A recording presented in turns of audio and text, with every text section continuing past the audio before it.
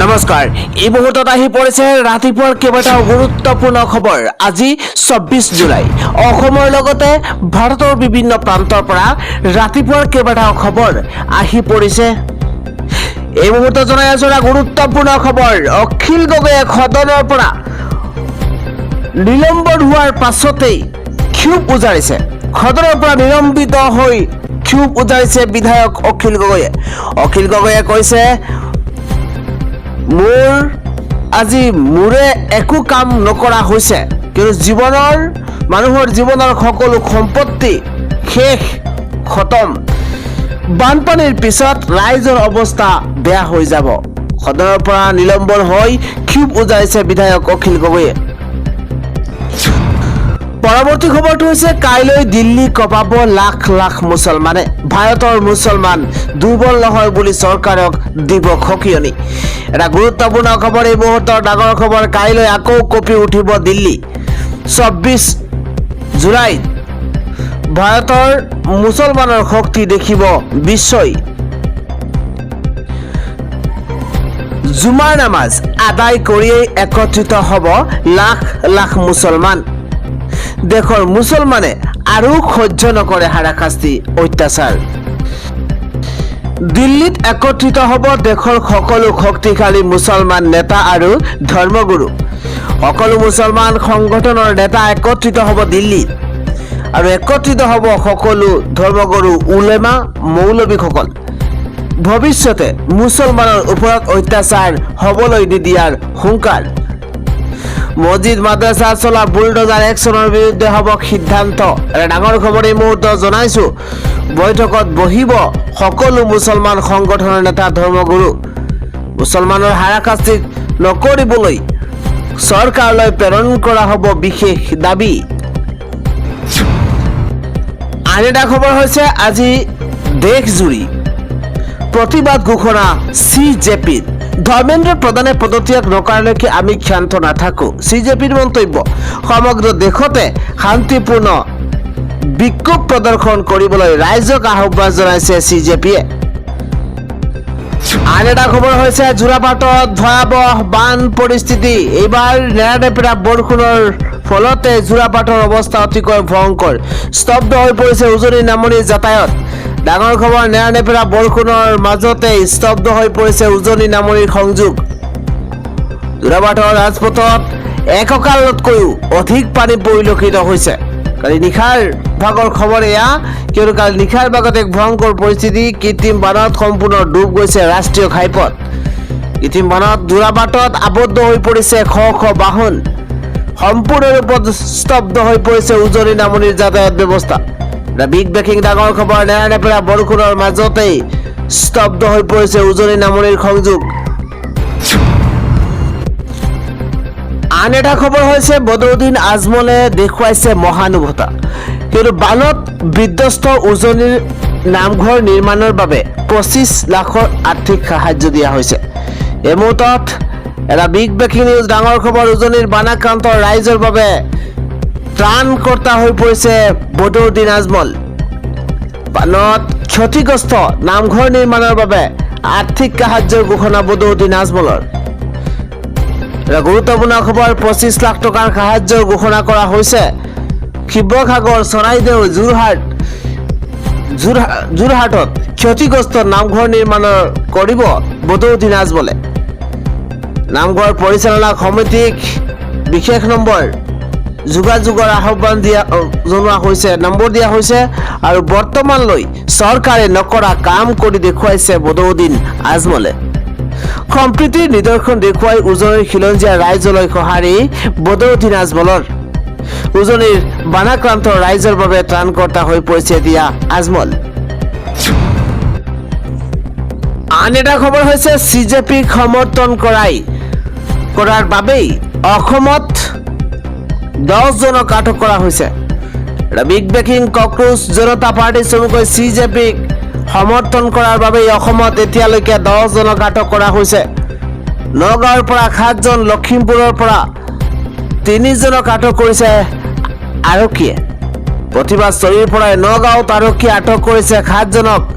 গুৰুত্বপূৰ্ণ খবৰ, লখিমপুৰৰ লালুকৰ পৰা 3জনক আটক কৰিছে আৰক্ষীয়ে। CJPৰ সমৰ্থনত 3 যুৱকে খুলিছিল হোৱাটছএপ গ্ৰুপ। আৰু নগাঁৱত পৰিস্থিতি নিয়ন্ত্ৰণৰ বাবে লাঠিচাৰ্জ কৰিছে আৰক্ষীয়ে। কক্ৰোচ জনতা পাৰ্টিক সমৰ্থন কৰাৰ বাবেই অসমত এতিয়ালৈকে 10জনক আটক কৰা হৈছে। নগাঁৱৰ পৰা 7জন আৰু লখিমপুৰৰ পৰা 3জনক আটক কৰিছে আৰক্ষীয়ে।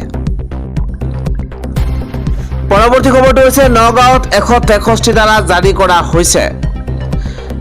ডাঙৰ খবৰ এই মুহূৰ্তত জনাইছো। মন গ'লেই প্ৰতিবাদ, মন গ'লেই সমদল বাহিৰ কৰিব নোৱাৰিব নগাঁৱত, কিয়নো 163 ধাৰা এই মুহূৰ্তত জাৰি কৰা হৈছে।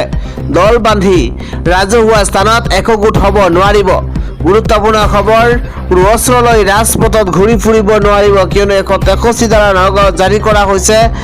ৰাজপথত অযথা যান জঁটৰ সৃষ্টি কৰিলেই লোৱা হ'ব কঠোৰ ব্যৱস্থা। মানসৰ লাঠি ৰড লৈ ঘূৰিলেই লগে লগে হ'ব ব্যৱস্থা। এটা ডাঙৰ খবৰ, জিলা আয়ুক্তৰ কাৰ্যালয়ৰ পৰা জাৰি কৰা হৈছে BNSSৰ 163 ধাৰা। নিয়ম উলংঘাকাৰীৰ বিৰুদ্ধে লোৱা হ'ব কঠোৰ ব্যৱস্থা। ডাঙৰ খবৰ, নগাঁৱত প্ৰশাসনৰ 163 ধাৰা জাৰি কৰা হৈছে।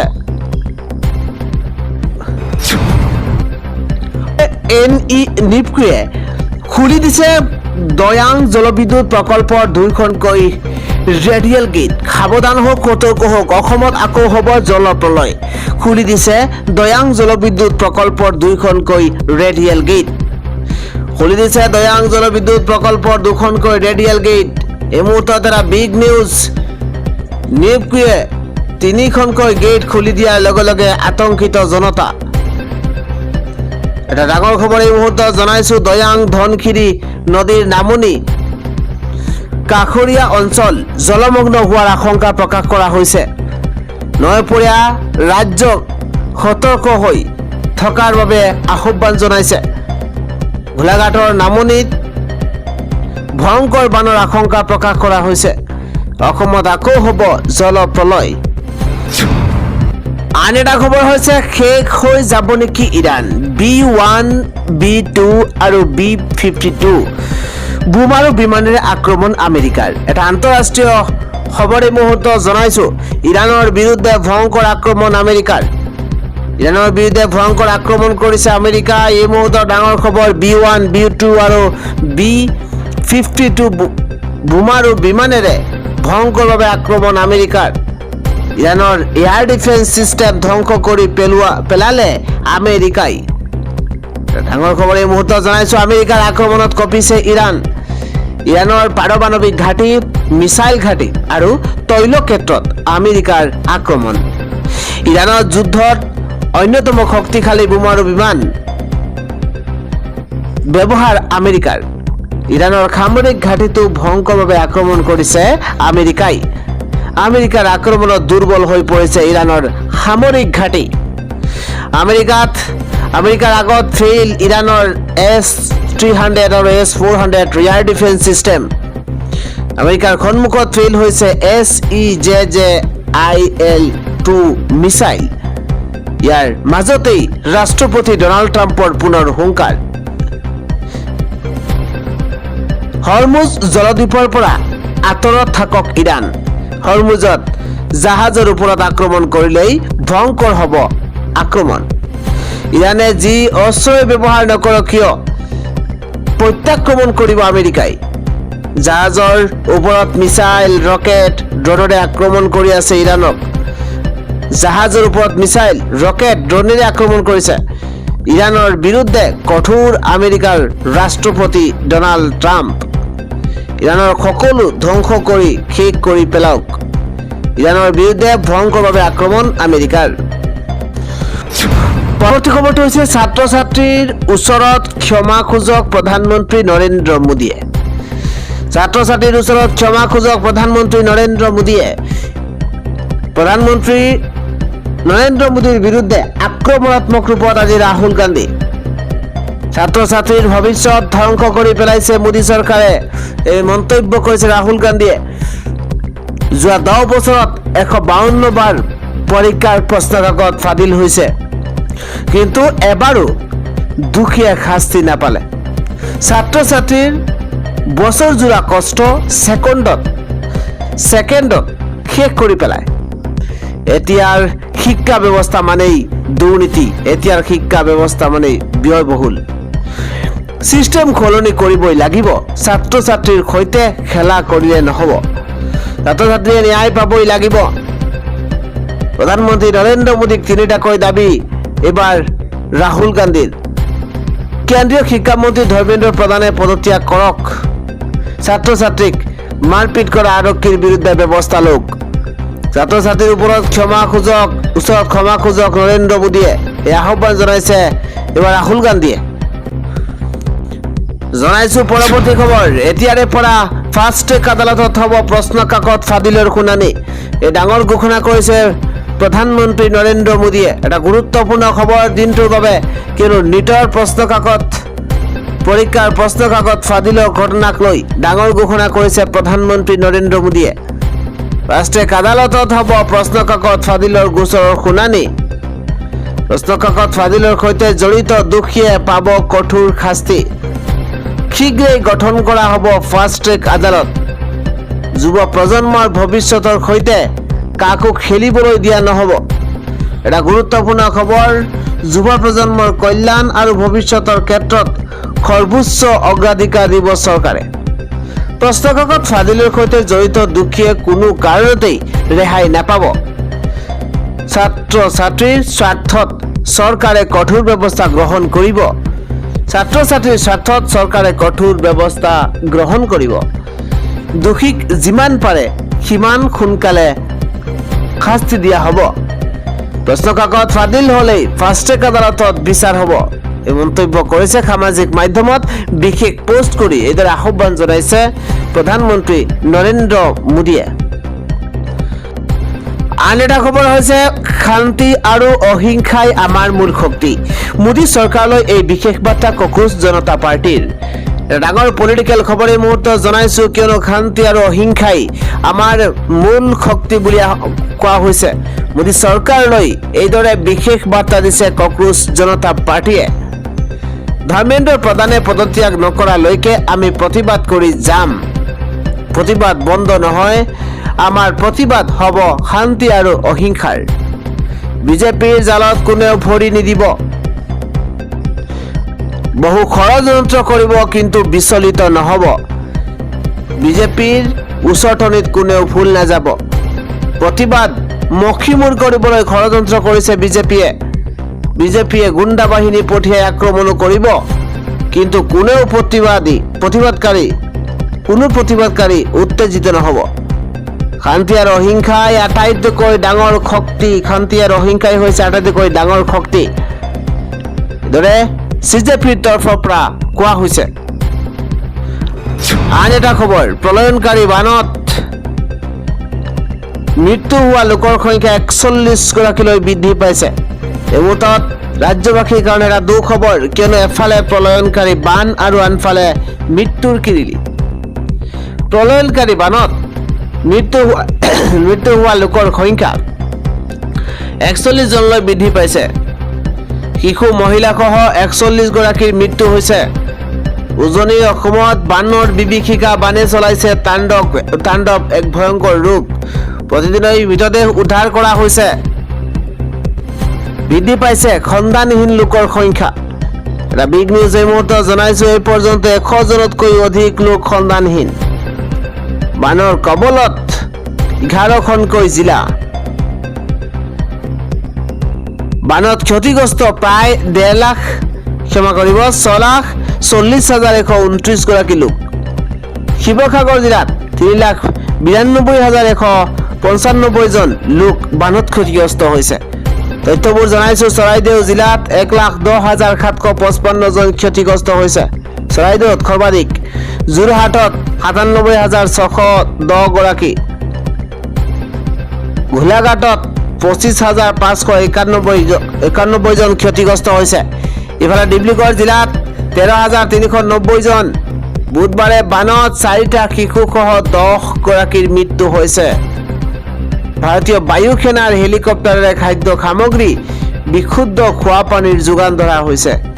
অতিকৈ দুখবৰ, এফালে প্ৰলয়নকাৰী বান আৰু আনফালে ৰাজ্যত মৃত্যুৰ কিৰিলি। পৰৱৰ্তী খবৰটো হৈছে ঘৃণা ধৰ্মীয় বিভাজনে দেশ ৰক্ষা নকৰে, হিন্দু মুছলমানৰ বান্ধোন শক্তিশালী হওক। ডাঙৰ মন্তব্য কৰিছে মৌলানা আৰছাদ মাদানীয়ে। ওম নমঃ শিৱায় আৰু আল্লাহু আকবৰ দুয়োটাই ঈশ্বৰক প্ৰতিফলিত কৰে। সকলো ধৰ্মৰ উপাসনাৰ ধৰণ বেলেগ বেলেগ যদিও পৰম ঈশ্বৰ এজনেই। ভাৰতৰ প্ৰকৃত শক্তি হৈছে শান্তি, পাৰস্পৰিক সন্মান আৰু সাম্প্ৰদায়িক সম্প্ৰীতি। হিন্দু মুছলমানৰ সম্প্ৰীতিক লৈ ডাঙৰ মন্তব্য কৰিছে মৌলানা সৈয়দ আৰছাদ মাদানীয়ে। আৰছাদ মাদানীয়ে কৈছে, ঘৃণা ধৰ্মীয় বিভাজনৰ মাজত শিপাই থকা ৰাজনীতিয়ে দেশক কেতিয়াও ৰক্ষা নকৰে। ন্যায়, আন্তঃধৰ্মীয় সম্পৰ্ক, পাৰস্পৰিক সন্মানে জাতীয় ঐক্য শক্তিশালী কৰে। জমিয়ত উলেমাই হিন্দৰ সভাপতি মৌলানা সৈয়দ আৰছাদ মাদানীয়ে এই মন্তব্য কৰিছে।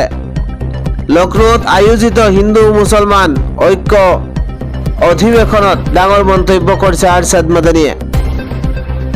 মুছলমান ইছলামিক পণ্ডিতসকলৰ ভাৰতৰ উন্নয়নৰ প্ৰতি আছে বিশেষ অৱদান। ভাৰতৰ স্বাধীনতাৰ ক্ষেত্ৰত কোনো সম্প্ৰদায়ৰ ভূমিকাক উপেক্ষা কৰিব নালাগে। হিন্দু মুছলমানৰ সম্প্ৰীতিৰ বান্ধোন শক্তিশালী কৰিবলৈ আহ্বান জমিয়তৰ মুৰব্বীগৰাকীৰ। যথাযথ প্ৰক্ৰিয়া সম্পূৰ্ণ কৰাৰ পূৰ্বেই শিক্ষানুষ্ঠান ভাঙি পেলোৱাটো এক অন্যায়।